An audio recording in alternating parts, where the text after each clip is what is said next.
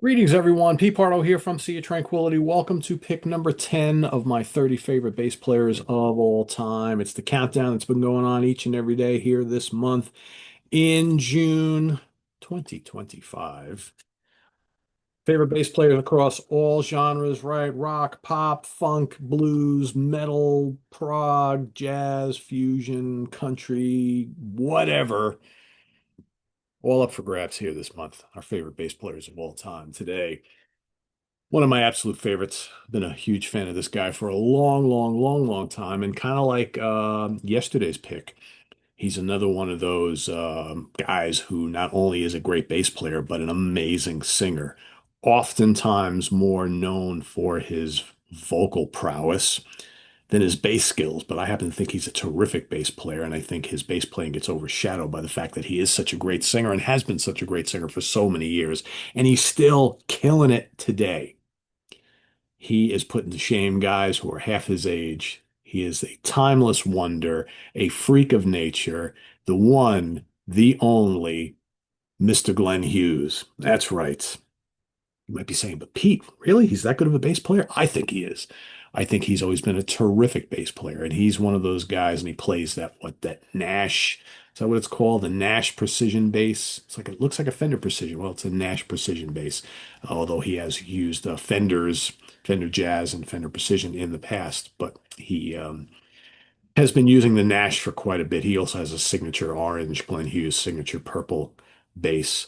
Um, but he's been playing these Nash basses for quite a long time. And he's got that real kind of trebly sound. Even in the early days, he played a Rickenbacker during his time with Deep Purple. I remember seeing him play a Rickenbacker from time to time. He's always had that kind of real trebly tone. But man, he's got like this way of delivering like real funky grooves in like bluesy heavy rock songs. I mean, of course, who's Glenn Hughes played with over the years, right? Of course, started off with Trapeze, then played with Deep Purple, of course. Lots of solo stuff. Hughes Thrall, Black Sabbath, Black Country Communion, Gary Moore, John Norum. I mean, the list goes on and on and on. Dead Daisies, right? He's just lent his incredible vocal prowess and amazing bass skills to so many albums over the years from in so many bands, so many solo projects, so many other one-off projects and things like that. I mean, the guy has just been so busy throughout his career, just delivering outstanding music no matter where he winds up. So let's take a look at my favorite three. I mean, this was sort of tough because there's just so much great stuff to choose from. And I'm like, do I go with like old classics that I've loved forever and more recent stuff he's done, which is just as amazing? It's hard to choose when you got a guy with a discography like this, where everything he touches just basically turns to gold. So I'm going to go all the way back to almost the beginning, almost the very beginning. I'm going to go to the Medusa album by Trapeze, which is my favorite Trapeze album, and it's like one of those albums that Trapeze is not a very well-known band. Of course, he did the three studio albums with Trapeze before he left to go join Deep Purple. Before they kind of snatched him away. It didn't sound like he left; they snatched him away. They made him an offer he can't refuse, right? And to go join Deep Purple after Roger Glover was ousted from the band. So yeah, on this album, I mean, the band Trapeze, an amazing heavy rock band with lots of like funk elements. I mean, that's basically where Glenn really honed his whole style of bass playing and singing, and then, doing this kind of heavier music, but still very rhythmically upbeat and funky. And Trapeze, just an amazing band. This is an amazing album. The one that came after this is equally as amazing, I think, just about. Here you got, Black Cloud and Jury and Seafull and, the amazing title track, Make You Want to Cry. I mean, just the grooves on here is him and Mel Galley, and Dave Holland, right? It's kind of like a power trio. Mel Galley's riffs are just so good, but his riffing and the licks they're all so funky. Him and Glenn work so well together on this, and just amazing, amazing stuff on here. Great vocals too from Glenn. And I would argue he got even better as a vocal. He's really good on this. You could tell he's really young, but I think he even got better as time went on. But yeah, this is an amazing record that I think has some killer bass playing from him amidst these great kind of groovy, heavy rock songs. Just so, so good. All right, next up, I mean, I couldn't not pick this album. I couldn't not pick Burn by Deep Purple, his first album with Deep Purple. He, along with co-lead vocalist David Coverdale, even though Coverdale probably sings like what, like 60 or 70% of the lead vocals on here, but Glenn is doing leads and lots of backing, and they trade off and stuff quite a bit. But man, listen to his bass going underneath the title track Burn, which is one of my all-time favorite songs. I mean, this guy, Glenn, he could burn and shred on the bass too if he wanted to, but he would utilize all sorts of different effects and things like that to get that kind of funky sound. And yeah, Burn is just great. And then you got stuff like Lay Down, Stay Down. I mean, he's just rolling away on that. How about, you can't have the thunder of You Fool No One without those bass grooves from Glenn. Just so important. He's just doing his thing on Mistreated, the more bluesy stuff, Sail Away. And he's just, man, he's just so locked in on that. Amazing album, amazing bass playing, amazing vocals on here too, as well. And kind of, you got one, you got to have the other, right? So I got to go with Stormbringer. Why did it disappear here? Hold on a second. Hold on a second. My Prezi crashed on me. Why did that happen? I hate this app. It's the worst. It's the worst. Let's see if we get it back up here. Let's bring Stormbringer back. Will we it's not gonna do it. You know what? Screw Prezi. Screw it. We don't need it. I got the CDs here anyway. Next up is Stormbringer.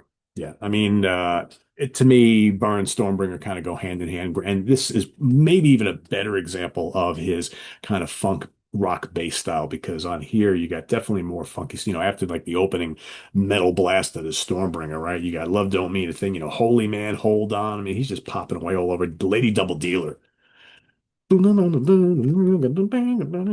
Just sick stuff. I mean, him and Blackmore just running side by side throughout that whole thing. Just so good. Gypsy, amazing, amazing. Just some great, great stuff on here. Again, that more funky side to his playing. And for my favorite song, this drove me nuts. I wanted to pick like maybe because he's got some great bass stuff going on the Black Country Communion albums. You can go back to any of these records or any other ones. Some of his solo stuff has amazing bass playing on there, right? Because it's solo, he can do whatever he wants on there. But ultimately, I went to a song on another Deep Purple album. The album is Come Taste the Band, and I went with Getting Tighter. To me, Getting Tighter, not only does he sing the lead on that, but Getting Tighter, just listen to that funk bass style he's doing, especially like in that mid section right there. They do that little breakdown. I mean, he's just doing amazing stuff. But Tommy Bolin's doing that very cool, and Glenn is just right underneath him. And you listen to the two of them together, and they're like interweaving and meshing with each other. And it's just so good. And that's what Glenn brings to the table, man. He brings that just like funky groove to no matter what kind of song it is. But I love the fact that he gets that kind of like those kind of little licks in there, like that little bass solo there, which is just really, really cool. Just amazing, amazing stuff. I mean, Get Tired is just such a magical, magical song. I love it. And ultimately, I decided to go with something like that instead of like, because he's done doing more booming, heavier stuff on certainly tons of other songs. I had a couple of the Black Country Communion songs that I was like, it could be that, could be that. He did some really good stuff on that first Dead Daisies album he appeared on, right? And I'm just kind of, but then I was like, you know what? I got to go back to Purple because I think he's all over the place on this album in a good way. And so Getting Tighter is my song from Come Taste the Band by Deep Purple. And just to reiterate, we got Stormbringer, Burn, and the second Trapeze album, Medusa, by Trapeze. And those are my picks. That's my guy. Glenn Hughes is my pick for today. Let us know what you think of Glenn. I've seen plenty of pick him already this month, so I know he's on the radar for most of you, but let us know what you think of Glenn Hughes down in the comments below, as well as your pick for today. And we'll see you tomorrow for number nine. Number nine? Number nine? Number nine. I can't help myself. I do that every time I say nine on the air, right? Gotta do it. Gotta do it. It's silly, but yeah, I'm a silly guy sometimes. Anyway, thanks for watching. Visit us on the web at www.seatranquility.org. We're on Facebook. We're on YouTube all together all the damn time. Coming up on the channel, we've got From the UK Connection, that little show that they do when we don't do a show together as a trio. It's just the two of them. Something new, something old, all UK focused. They're picking a more recent UK band and an older UK band. Today, they're going to be talking about Those Damn Crows and Girl, Girl, Girl. right? They'll tell you how to pronounce it the right way. That's coming up this afternoon, 2 p.m. Eastern Standard Time, 7 p.m. over in the UK. So check out Simon and Steven.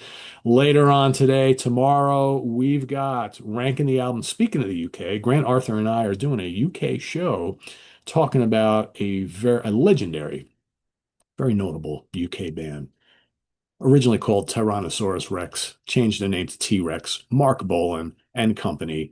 The birth of UK glam rock? Possibly, right? Psychedelia? Possibly. Pop, rock, hard rock? Little bit of everything, right?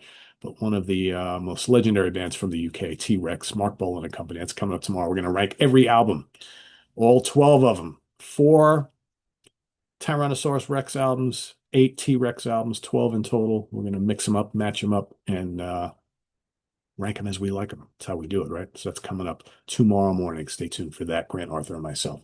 And in the meantime, visit us on the web at www.seatranquility.org. We're on Facebook, we're on YouTube all together.